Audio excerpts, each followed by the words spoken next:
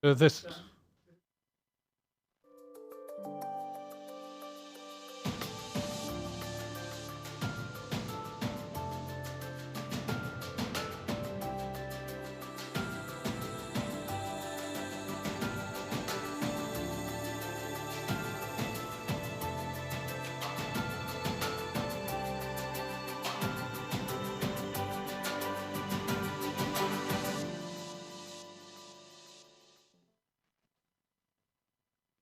Hello. Welcome back to the Stockholm Security Conference 2020, virtual online, of course, for reasons that we all know. My name's Dan Smith. I'm director of the Stockholm International Peace Research Institute. We've convened this conference, and we're so pleased with the response that we've had with people joining us online. The session we're going to have now is a discussion about challenges to international cooperation, past, present, and future. And I'm joined by 4 panelists from different places.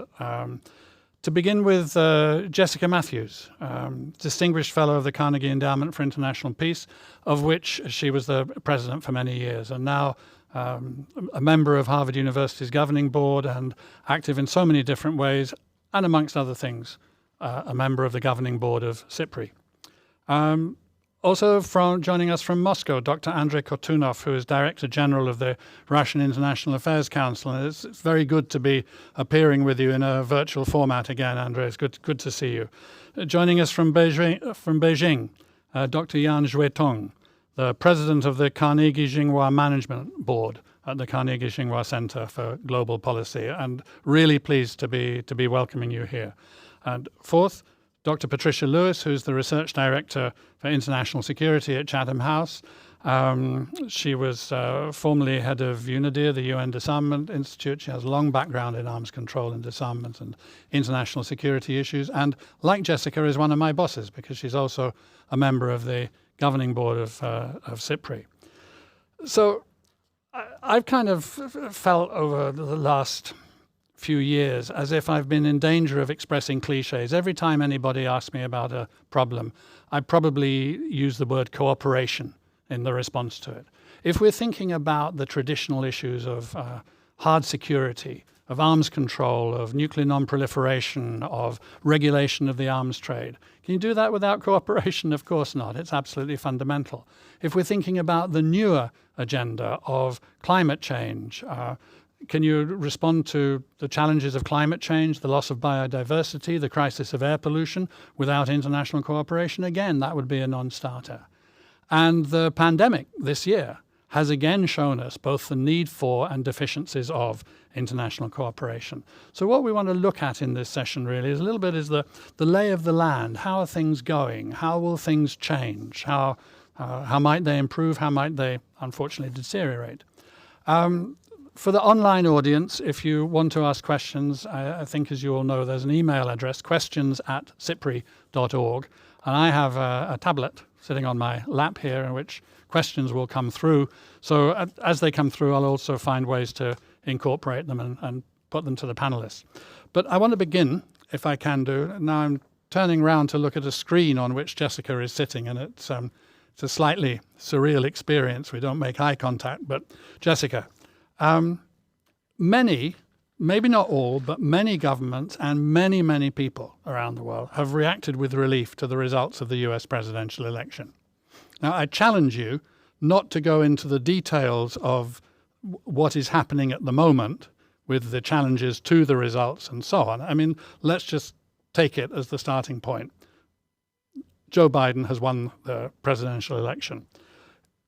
I think everybody has some kind of a sense of what the positives of this will be for international cooperation, but where also are the difficulties that an incoming Biden administration will face in trying to redevelop, rebuild international cooperation as a practice and as a norm?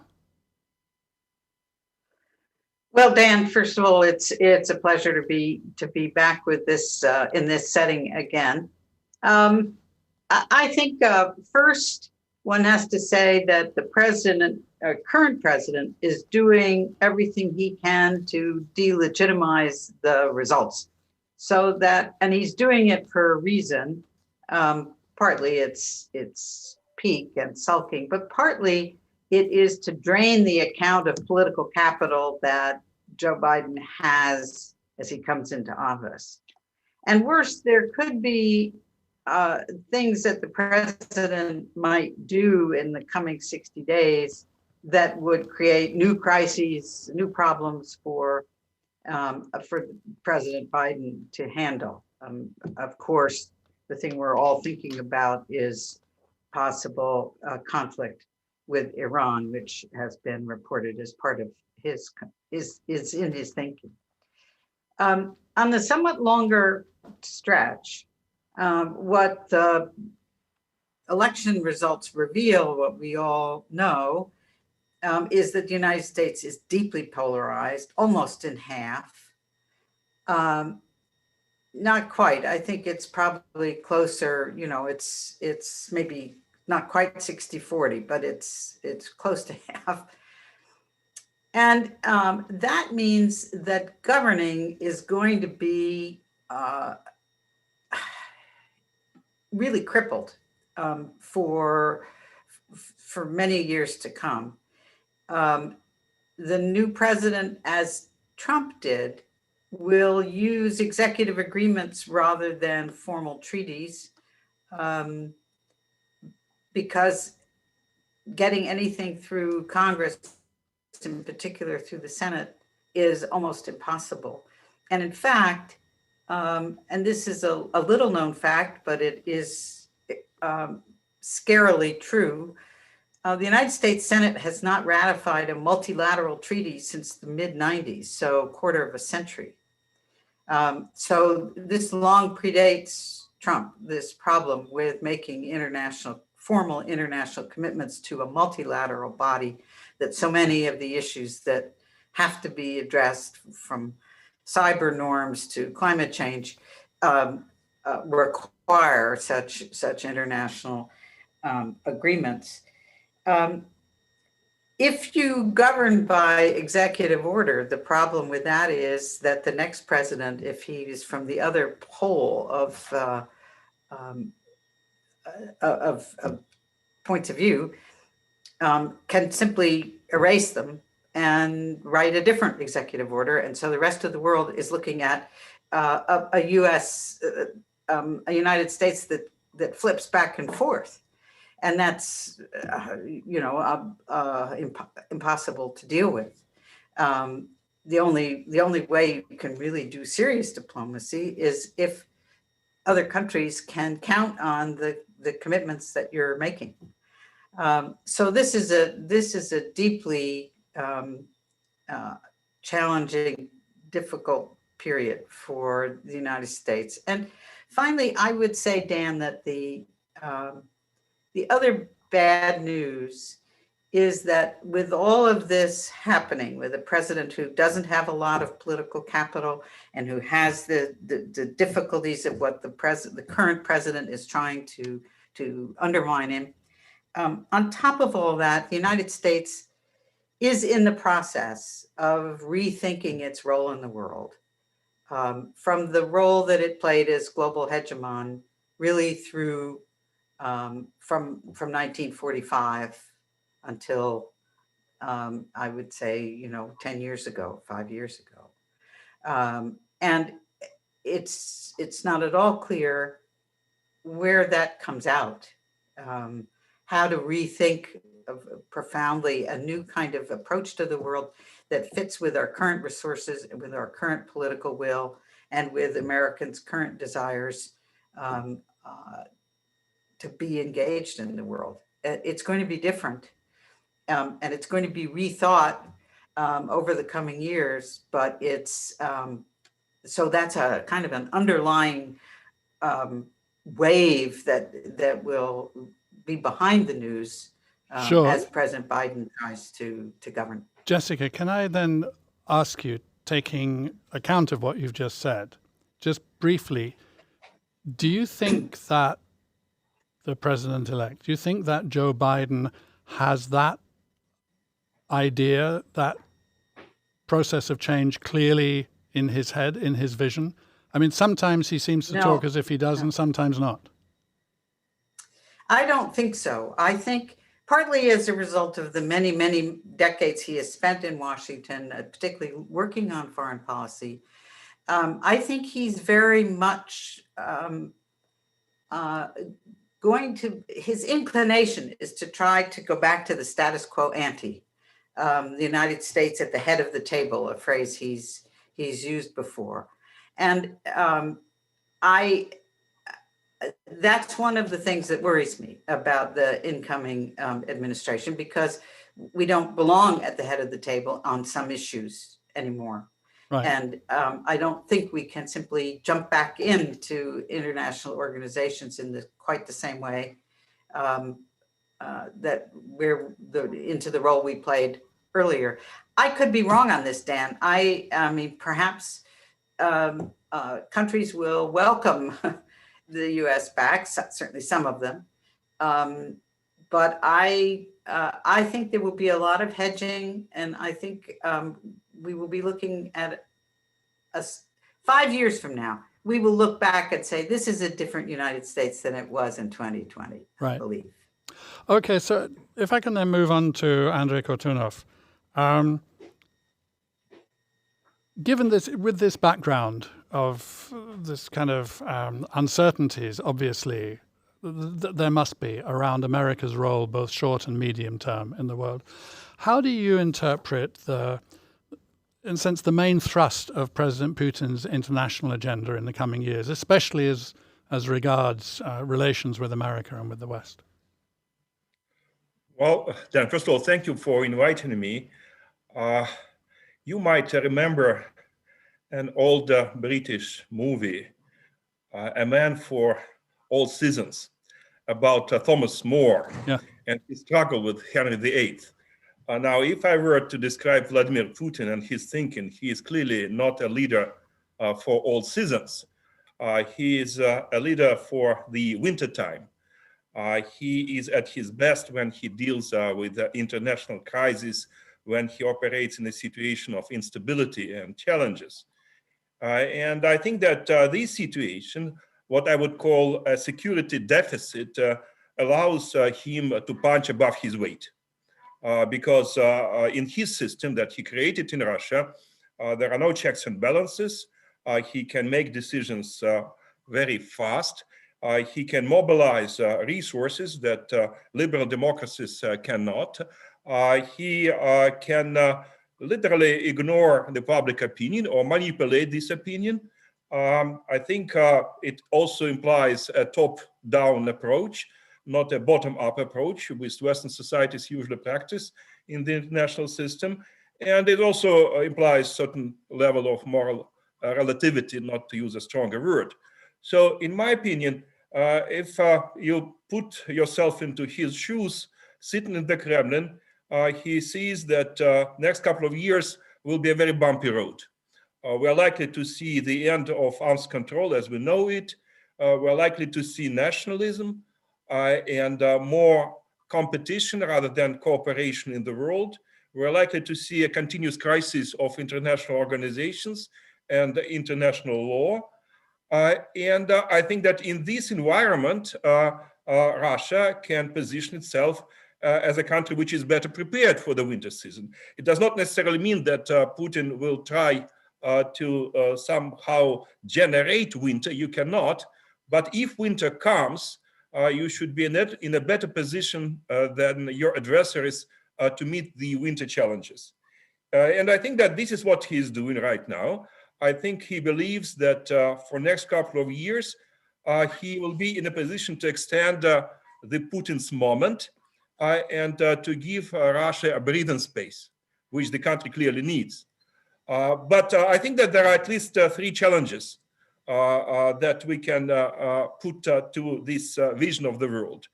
First of all, he might be wrong about the future. And one can argue that probably the world has already hit the bottom. And with the election of President Biden, we can see a kind of retreat back to multilateralism, to arms control, to international law and international organizations. The second challenge, which I think is also important, is that the Russian public might fail to buy this vision of the world. And definitely many in Russia argue that foreign policy success stories, no matter how you define them, are not a substitution for addressing burning social and economic issues at home. And finally, I think the challenge is that a winter manager can face another winter manager who is ready to take higher risks.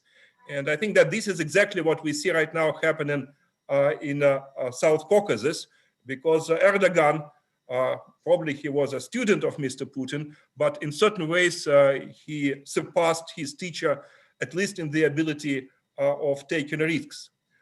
Finally, let me say that you speak about the cooperation. I think one of the fundamental problems of Russia is that we still have to master our ability to work within multilateral frameworks. Russia is not used to it. I don't think that it is very successful in working within multilateral structures, and definitely it will limit its capacity to contribute to global commons. So I just want to pick up one thing, and maybe I misinterpreted what you were saying, but when you said that we were coming to the end of arms control as we know it, was this, in a sense, the world as Putin sees it, or do you think that even if, on the assumption that, I think we can assume that New START will be renewed, but that even if it is renewed, still we are coming to the end of the arms control arrangements and norms as we have understood them for the last, I don't know, maybe 50 years? Well, I think that you are right. Even if the New START agreement can be rescued for the time being, it will not change the overall trend. I think that we are coming to the end of legally binding arms control agreements. It will be very difficult to ratify them in future.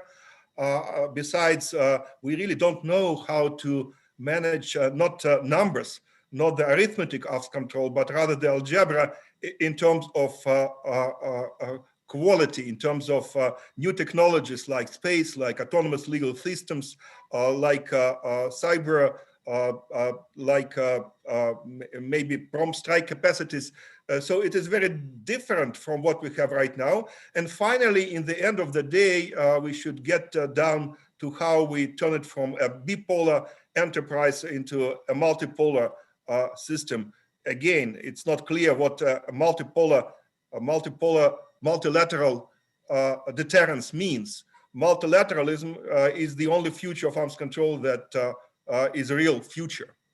So I think we're going to be coming back to that in a few minutes, but now I want to move on to Xuetong, if I can do, and ask you how the official Chinese thinking about international relations and cooperation, to the extent that you feel confident in being able to identify a kind of an idea or a major line in the thinking, to what extent does that align with or diverge from or clash with the main way that Western governments, now including, again, the US with the incoming Biden administration, approach international cooperation? I mean, is there an alignment of thinking and just the details need to be sorted out in negotiations as they always do? Or is there a kind of meta difference between the way in which international cooperation is thought about in Beijing as compared to, say, Brussels or Washington? Well, thank you for all of these questions. Well, I think actually because I'm a minority in China in terms of making alliance, I advocate to government to make an alliance with some country, but actually the Chinese government have strongly resisted on the principle of a non-alignment. So by now, China do not want to make an alliance with any country, including Russia. And very recently, at the RCEP, the RCEP signed the day before, and the Prime Minister and Li Keqiang and said that, and the multilateralism is represent the future, represent the right side of the history. So China will strongly emphasize multilateral cooperation, but it exclude the making alliance, no matter multilateral alliance or the bilateral alliance. And China will not making policy like that. And in terms of international cooperation, I think China strongly emphasizes mutual benefit instead of the term used by Trump administration, reciprocity. And so mutual benefit means that if the cooperation can bring the profits to both sides, that's good enough. And we do not need to concern both sides have get equal benefits, because it's very hard. It's almost impossible when a big power to cooperate with a weak power or lesser states, and you can expect it the both sides and making us achieve the same and the equal benefits. Sometimes the major power benefits more, and sometimes the weak powers benefits more. So China emphasizes absolute gains, the absolute interests. So through this kind of cooperation, and either bilateral or multilateral. In terms of international cooperation for international security, and China strongly emphasizes any military intervention should be based on the authorization of the United States. That means China strongly emphasizes the legitimacy of a military intervention, not even the collective military intervention in a third country. So even China is the country sent the largest troops for keeping peace under the regulation of the UN, and China still strongly emphasize the importance of the UN authorization. The final point is that, and China think, and now we are moving into a new age. Personally, I will label it as the digital age. So we should avoid any ideological confrontation and bring the world back into the Cold War. So this is very important. There will be competition between China and the US, and between the among the all major powers. So if all of these competition or the conflicts and the limited, constrained, and within the secular sector, and prevent them from the ideological confrontation, and then that will be possible to manage these conflicts.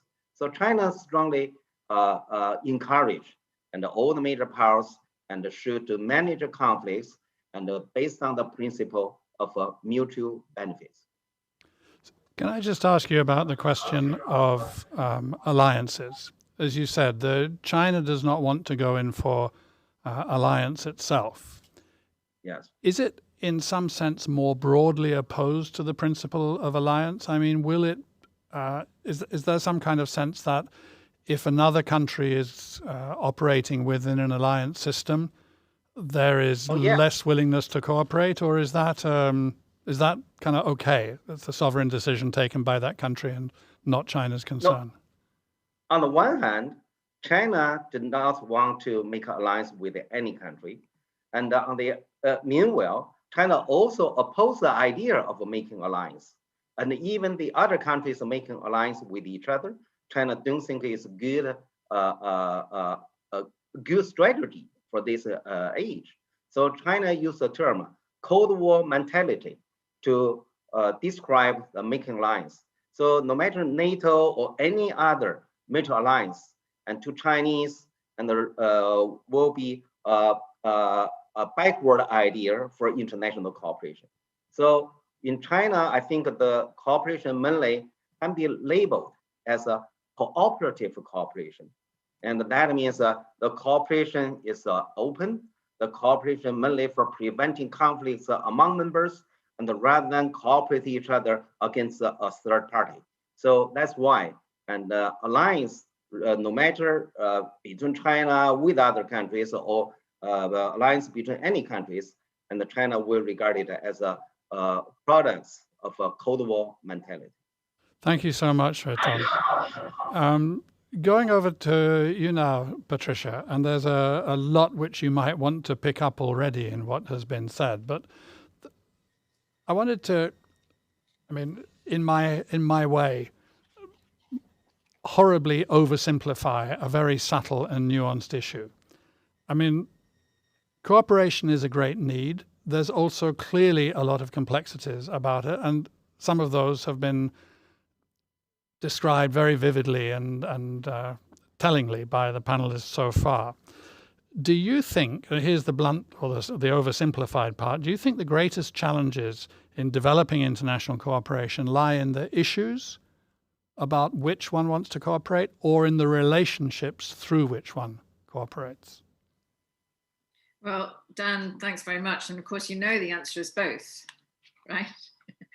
And if we can look at the way these two things are always intertwined, so if we look at the issues where we have, as being discussed, such huge geopolitical shifts that are going on at the moment, it's not just about President Trump, it's not just about the US, but it is true, I think, that the West really needs to understand that for the foreseeable future, it shouldn't over-rely on the United States anymore. I think that's really important.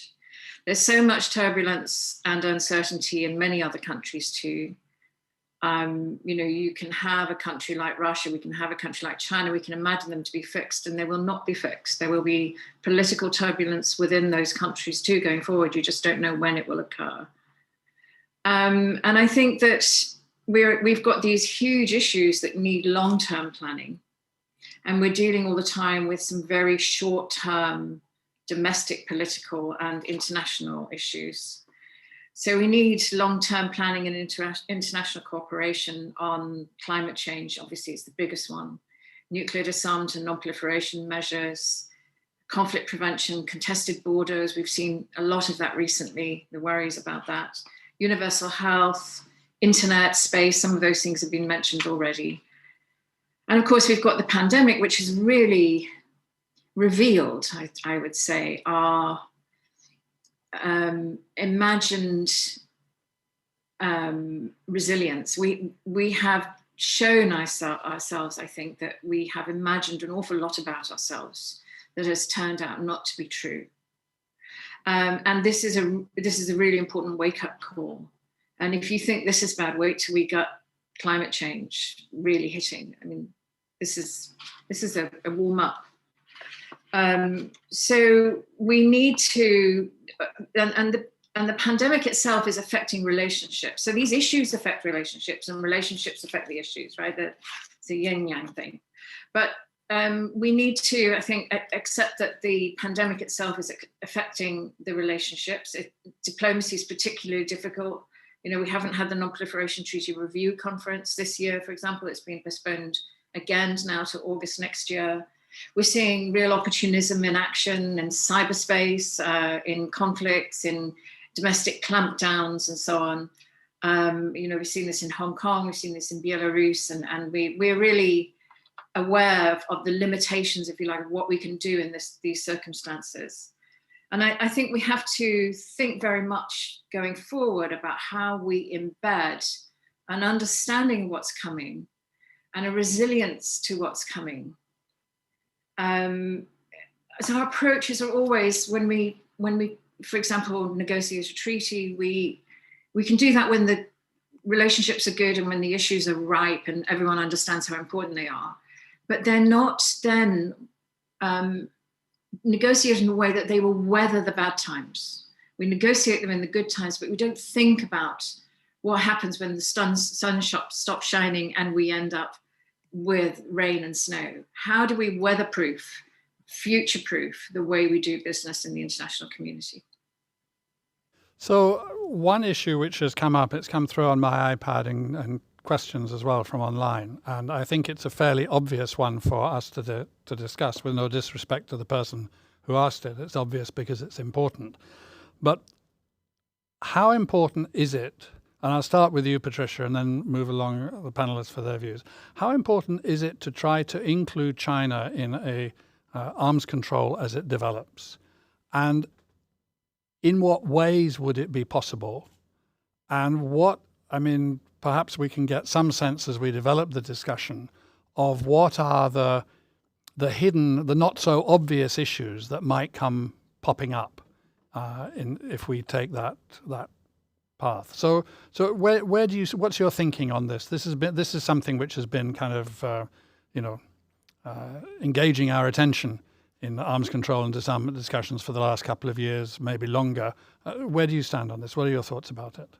Well, China is engaged in the non-proliferation endeavor, very much so, and particularly in the P5 process, where China's played a very important role. And I think that we should really understand that this is not just about, the US, Russia, China. This is about a multilateral system. I think that where China probably could be best engaged right now would be in a series of discussions that has begun in Vienna between Russia and the United States on strategic behavior, for want of a better term.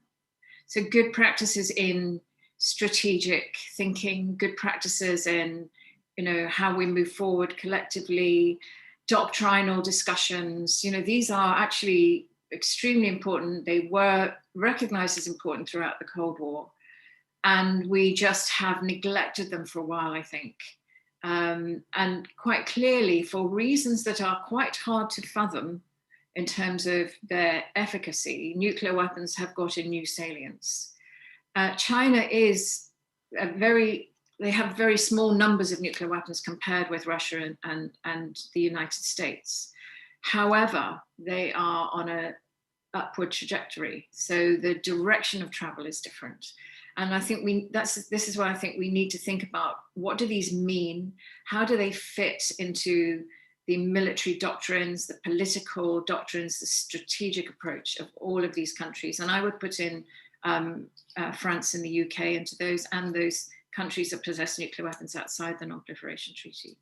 Yeah, I mean, that's a thought which has occurred to me for a while, is why do Britain and France get a free ride? And if Britain and France don't, which I don't think they should also be included and are active in the more multilateral arms control. Then also Pakistan, India and so on should be as well, and Israel. Yeah, so the P5 process within the NPT, obviously those countries are not in the NPT, but the P5 process does include all the 5 nuclear weapon states. Yeah. And it has been slow progress, but progress, right? And right now, I think we can pocket any progress that we're making and see it favorably. Jessica, what do you think about this question of the inclusion or not of China into an arms control framework, which in most people's discussion is starting with the US-Russian arms control and the attempt to include China in it? What do you think about that? What's your views? It's inevitable and it's necessary, but not yet. The US and Russia have work to do first, just by looking at the numbers. And when the two trends of downward work from the US and Russia and upward building in China's on China's part, when they get closer, before they intersect, but when they get closer than they are now, China will have to be a part of multilateral arms control. Would you pay sort of any attention to the things that Patricia and I, from a more kind of, I suppose, European-oriented perspective, were thinking about the UK and France? Do you think that they have a role in that? Yes, but they are much more minor players because they are not building. They have much smaller arsenals and they are not building them up. But in addition to US-Russian work that is now will broaden to include China, nuclear weapons and as I think Shui Tung mentioned, and new conventional weapons, hypersonic weapons, global prompt strike, a whole variety of new technologies are going to blur the line with nuclear weapons. And so I think over time, these discussions will broaden from US-Russian nuclear only to US, Russian, Chinese, and eventually the other nuclear powers, but also broaden horizontally, if you will, to include non-nuclear weapons that have the capacity for long-range strategic impacts. Right. So Yeah, so part of what It we're will talking change- about is a more complex agenda with more actors involved in it. Vastly more. Andre, what's your take on that? Well, first of all, I would venture to say that though nuclear disarmament is very important, but avoiding a nuclear war is even more important. So probably that should be our prime goal.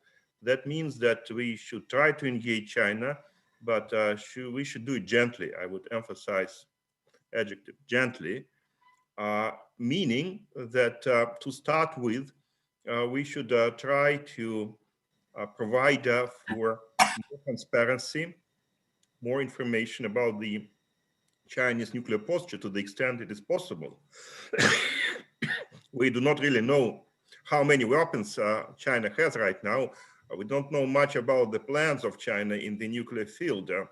So we should think not about limiting the Chinese potential, not about compromising the Chinese independence in the nuclear field, but rather in providing for more stability. For example, de-alerting might be an option. We can talk about some principles of nuclear behavior. And of course, it would be great to see European nations, nuclear powers, the United Kingdom and France to show an example. Again, it does not mean that we should insist on third nuclear powers cutting their nuclear arsenals right now, but if they gradually subscribe to the US-Russian strategic culture, that would already be a major, major accomplishment. And in this perspective, Andre, I guess that the renewal of New START, or the extension of New START, if that happens, has to be seen in some ways as buying time to take on this more complex agenda. I mean, it seems to me that we talk about a principle of not destroying what you've got while recognizing that you're going to need something else fairly soon. And the New START extension would be 5 years. That's a good amount of time to buy. Would that be right? I absolutely agree. And let me also say that I think that we can hope that both Russia and the United States will honor de facto provisions of the INF Treaty as well.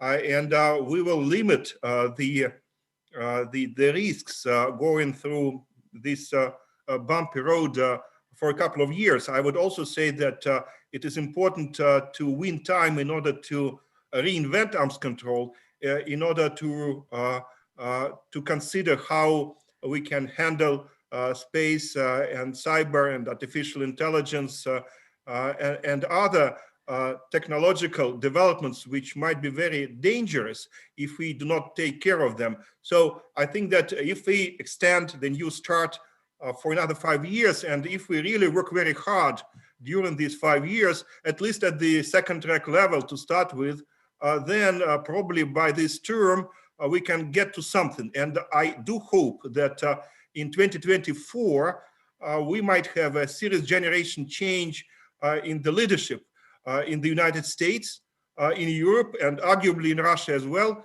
And this new generation, which will replace current leaders, might take a much bolder approach to arms control, including the nuclear arms control. I just want to pick up one thing in what you said before you got into the big vision. And I think it was extremely important, but you said it quite in passing, was to honor the terms of the INF Treaty. And I mean, one of the things which has struck me looking back over the years is that in the late 1970s, it was impossible to get ratified the Second Strategic Arms Limitation Agreement, SALT II. And nonetheless, the US and the Soviet Union both abided by it, even though their relations were deteriorating and the Second Cold War, a new Cold War, was beginning in the 1980s. And there's something to be said, I think, for honoring an agreement, even if you have formally speaking, turned your back on it. So I just wanted to underline that bit of what you were saying. I think it's a very important part of it. Zhui Tong, if I turn to you now, the perspective is sort of extend New START between US and Russia without insisting that China comes in, but then a rebuilding, a remaking, a rethinking of arms control, rethinking its terms, making it more issues relating the nuclear and the non-nuclear more closely, the technology and thus the quality as well as the numbers, probably more actors. Do you think that in those circumstances, China, the Chinese leadership will be ready to be sitting down and to be talking about this kind of remaking of arms control? First, I think we should recall the history of arms control and after the post-Cold War. After the Cold War, and actually is the United States and withdraw from one after another arms control or treaties and make the regional arms control regime becomes undermined. And so actually it started from the Bush administration and to withdraw from the ABM treaty and then come to Trump. So from my understanding, as long as the Republican hold the power in the United States, and you cannot expect to make any progress for arms control in the world. And the reason is very simple. And because America have the largest military budget, and it is so huge, and it accounts for the total expenditure of the next 7 countries of after the US.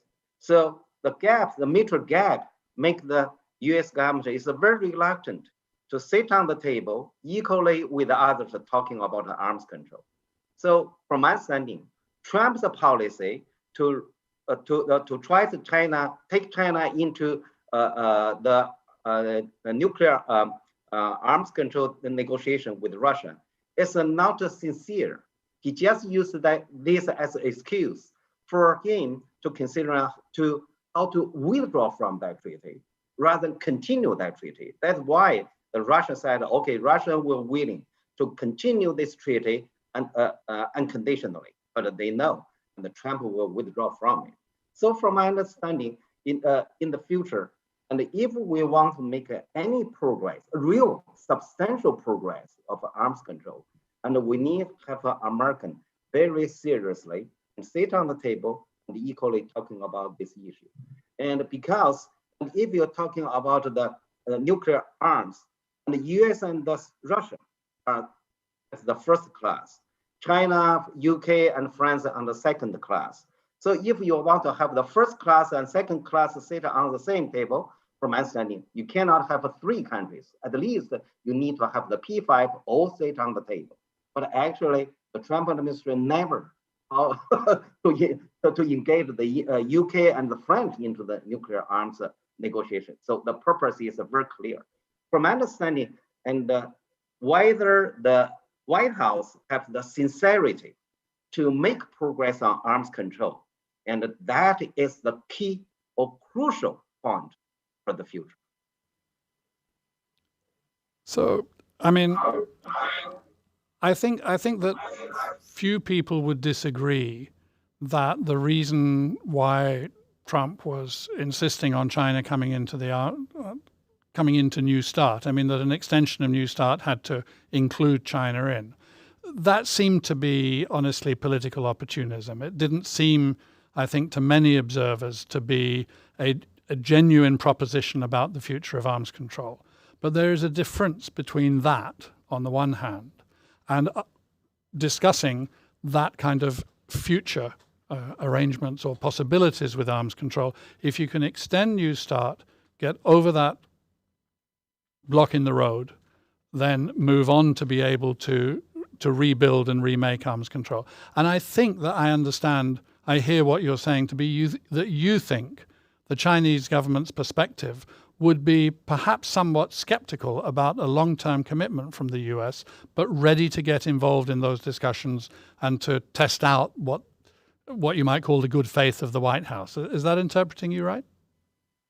Well, I think you also point another argument I'm preparing to make is that, and even Biden and willing to return back into all of these arms control negotiation and turn back to the international organizations which Trump withdrew. and then the whole world still suspect, and that policy will maintain longer, more than 4 years? Who can guarantee that US will not have the second Trump after Biden? So the US is no longer have that credibility, and for not only its allies, and because in the future, in the before Trump, and all American allies believe no matter who can take over the power in the White House, their policy toward the allies will never change. But now no one can guarantee that.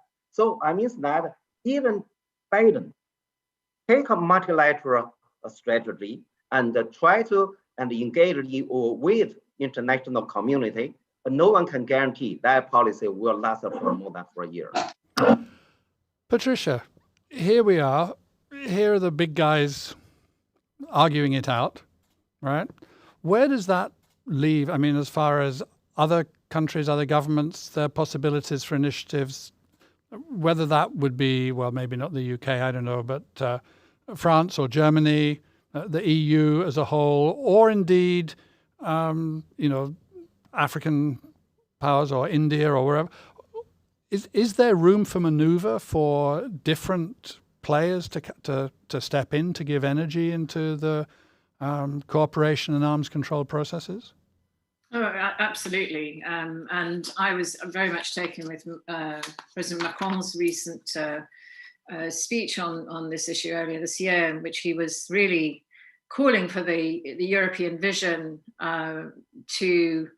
to kind of take on the battle of ideas, really, to not sort of hold back and just go, oh yes, well, they're the big guys, so we've got nothing to say here. I think the European vision, the vision for the United Nations, is something really worth fighting for.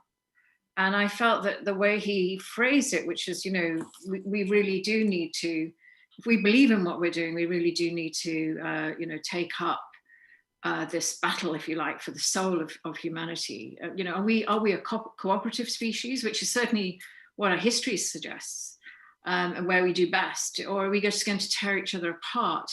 We have such big issues, climate change being the biggest of them all. And I've said it before, but I really think it's important. We've got issues to do with space. China's really important in those issues. This is where we should be really moving ahead and stopping the sort of the petty squabbles, if you like, about some of the smaller issues. I'm not saying that nuclear disarmament is a small issue, I don't think that, but I think that there are some really big things coming our way, that we need this cooperative vision that Europe does provide. And yes, I understand that the irony of saying that from London, but London still feels the same way about many of these issues as the rest of Europe feels. And that is evident, for example, in the JCPOA. It's evident in, the fight for the soul of the Chemical Weapons Convention and so on. So I think this is, the vision of the United Nations is something, we've just, gone through this fantastic anniversary celebration of the United Nations. And it speaks to people all over the world.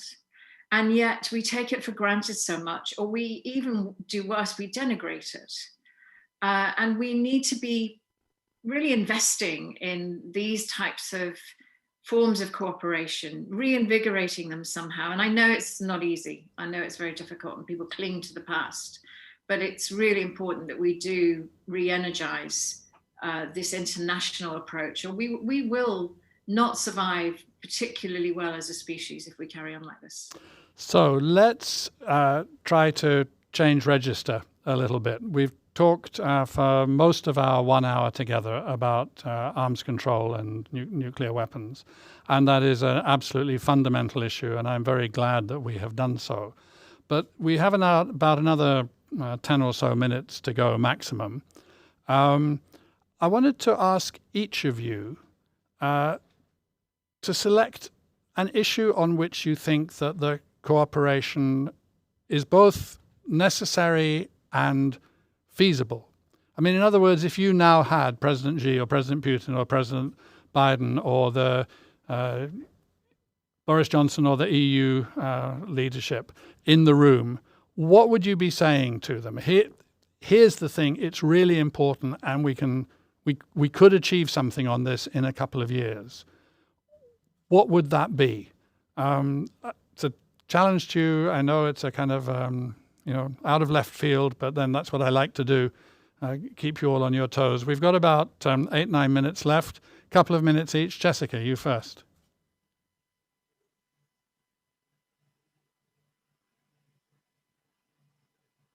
I'm sorry, I was muted. I'm a bit torn because I think climate change is the existential threat and the most immediate threat and the one that calls for urgent action. I also believe that most of the solutions are national rather than multinational.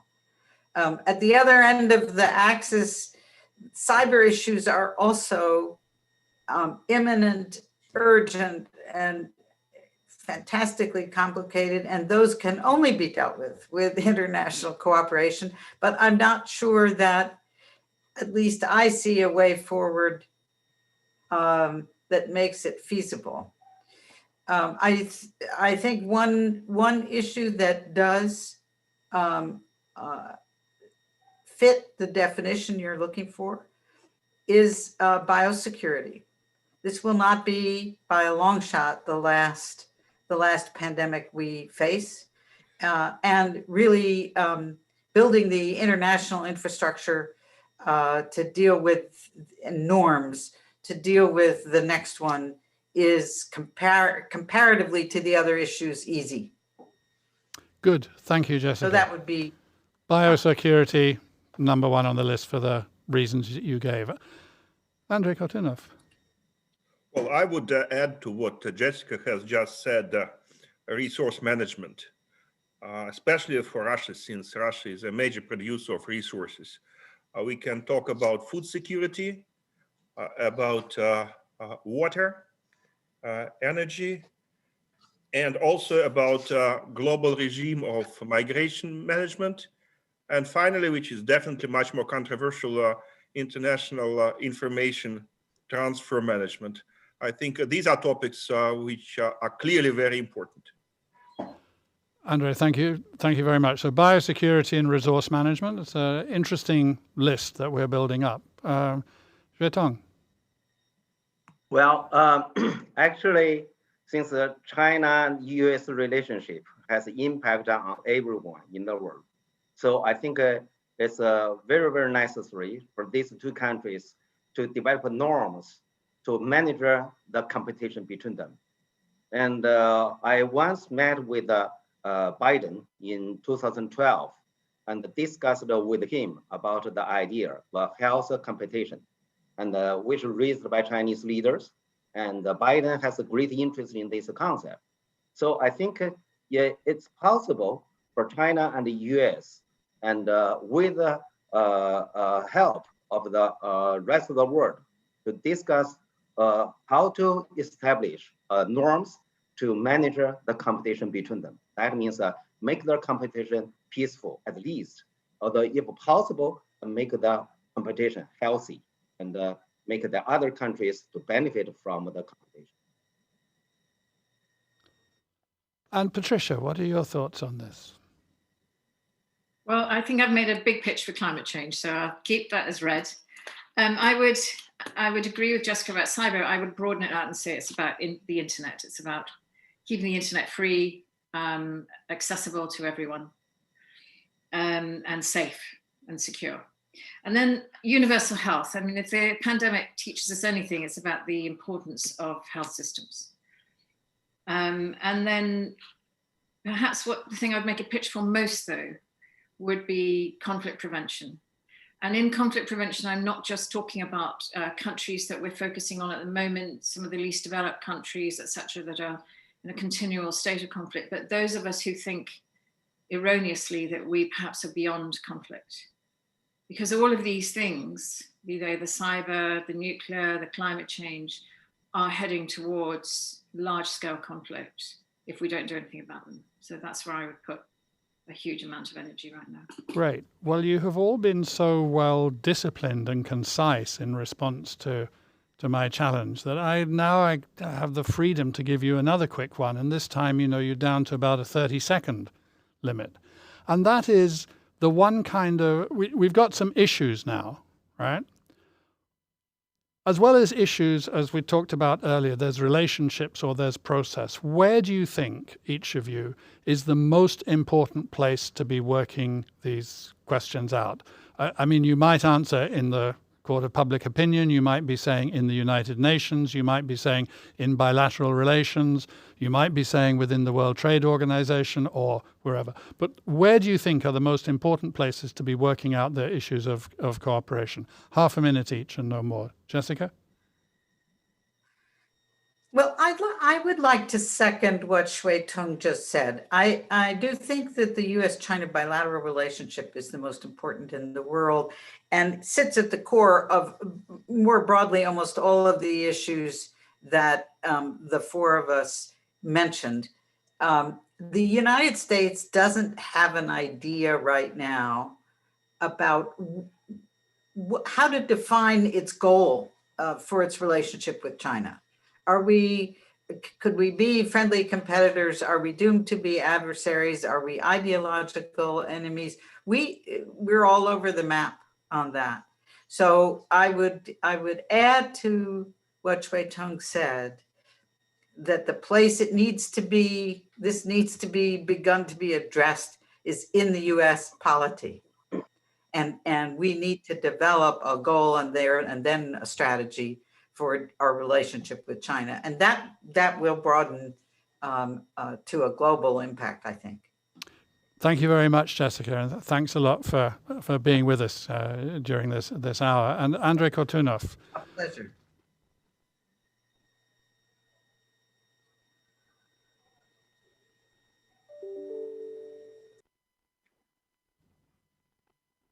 Andrei, it's your turn. Here I am. Yeah, finally. I might sound cynical, but I think that governments are usually as bad as they are allowed to be by the public. So my 5-cent contribution would be to emphasize the importance of alerting the public and enlightening the public all over the place, especially the younger generation, to take responsibility for issues where our generation has failed in such a miserable way. So I would definitely emphasize the importance of media, of civil society institutions, of transnational alliances of such institutions, and the importance of increasing pressures on our respective governments. Thank you so much, Andrei. And again, a real pleasure to have you with us this afternoon. Thank you for being with us. Shui-Tung. Well, I quite agree with Jessica's idea. And we may use the UN as a platform because all of the countries already complain. They dislike the pressure imposed by China and the US, ask them to taking sides. Since no one likes this pressure to taking sides between China and the US. And so at the UN, if the rest of the country and to work together and to make these two countries to reach some kind of a norm or principle and don't force others to taking sides, that's a kind of a progress. Right. Thank you so much. And thank you for your contributions all through this discussion. Patricia, almost the last word from you, because actually the last word is from me, but your thoughts. Okay, thank you. I just want to disagree a bit with what Andrei said, because I actually think that we're being ill-served very much by our politicians throughout the world in many places. And there are still many places where people don't get to choose who represents them. So just want to put that out there. And then I'll just take a slightly different tack. And obviously it's really important to be in government, the UN and so on. But I think one of the most interesting areas to be is in the interface between science and policy. And if any of us think that science isn't important and it isn't important for policy, I'll just say vaccine. Right. Okay, well, thank you so much, Patricia. Thank you, all four of our panelists. I think that this is a difficult session to be summing up. But I think that we've been left with an interesting range of issues to think about cooperating on, ranging from biosecurity through cyberspace and internet to US-China trade, and of course, climate change and resource management. And we've been left with an interesting sense of where and how to do the cooperating. One of the issues which is also required to cooperate on is humanitarian work, and that's what the next session in this conference will be on in about half an hour at 16:45 Stockholm time. So I hope you will join then. Thank you very much for being with us for this hour. Thanks a lot.